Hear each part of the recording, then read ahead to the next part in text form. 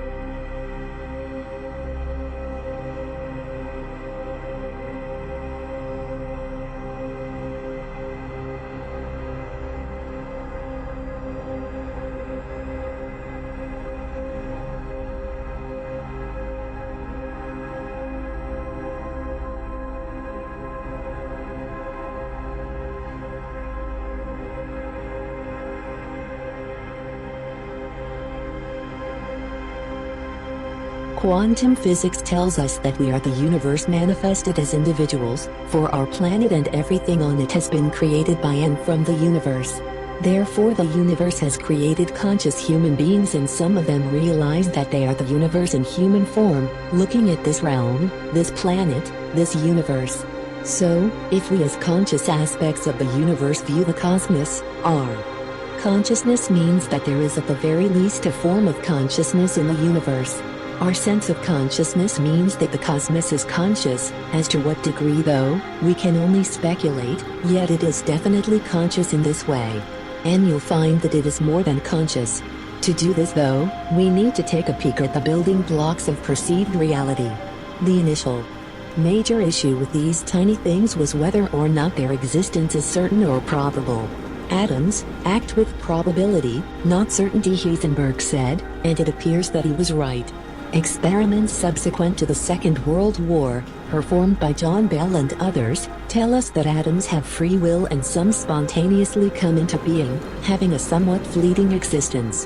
Nelson Bohr also suggested that electrons are everywhere until observed, then they become somewhere. Electrons are dead and alive, heads and tails, both at the same time. Atoms also transmit information faster than light, for separated quarks react when one part is its spin acted upon. Also, quantum entanglement exhibits the same quality, so when one atom is observed or acted upon, it makes another atom react.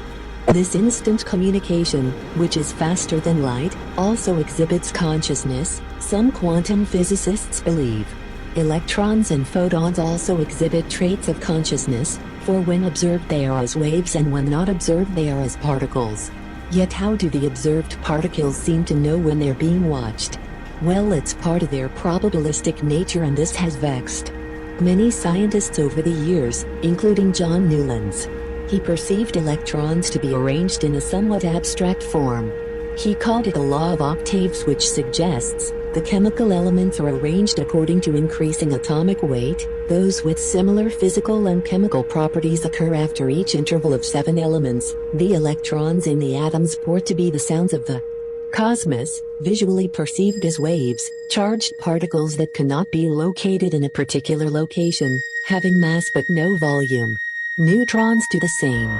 So photons, electrons and neutrons have what's called a pericle wave duality, being both particle and wave, yet knowing when they are observed. That's a neat trick. To be a wavelength and a particle, depending on whether it's observed? Incredible. These wavelengths keep the universe and atom in tune, so to speak. So how does this relate to the spiritual Well, back in the 20th century, an argument Bohr and Einstein had dissimilar to the two trains of spiritual thought we have, due to the nascent religions that originated some thousands of years ago, the Persian Abrahamic-oriented determinism and Proto-Indo-European karma. The argument between Einstein and Bohr was that the universe is either based on stability or probability, but quantum physics has proved Niels Bohr is right. The universe being based on probability, which Heisenberg equated in his uncertainty principle.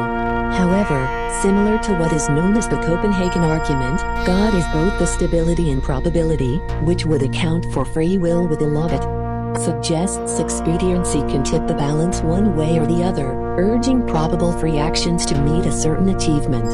This seems odd at first, but would answer the problematic questions of how we have a universe that flexes in and out of existence, allowing all outcomes, yet having a degree of control over events. When one compares these concepts, they marry the quantum ideas.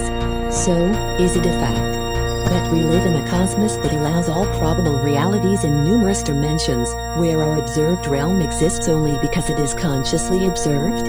I believe that the quantum realm is merely one dimension, one reality, within one universe, where these atoms, electrons and photons meet in congruent observation, being measured, where we exist. Therefore, in my mind, we all exist everywhere.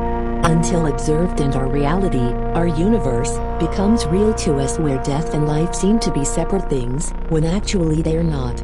It's as if our reality is a fleeting afterglow of physical objects upon a universe trying to comprehend existence, after the fact.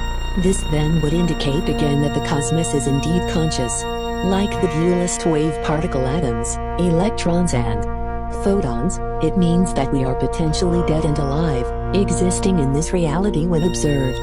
The same can be said of the cosmos, in a state of being and not being. This would mean that a description of God as uncrete, God is and God isn't at the same time, is identical to the wave-particle duality in a non-dualistic universe. Arguably it means that God is the universe, within each of us.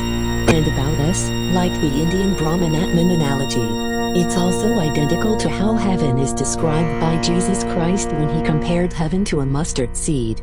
Albert Einstein may have lost the argument to Niels Bohr in regards to a stable universe, but he said, concerning matter, we have been all wrong. What we have called matter is energy, whose vibration has been so lowered as to be perceptible to the senses. There is no matter. There is only light and sound, so not only are we in a conscious cosmos, which views itself through each of the individual perspectives it creates as conscious beings, but it is also a cosmic concerto, distributing harmony all about. When we see the wavelength of reality that is ours, then it's real. When we don't see the reality, it's a particle of matter. So, reality is a matter of perspective.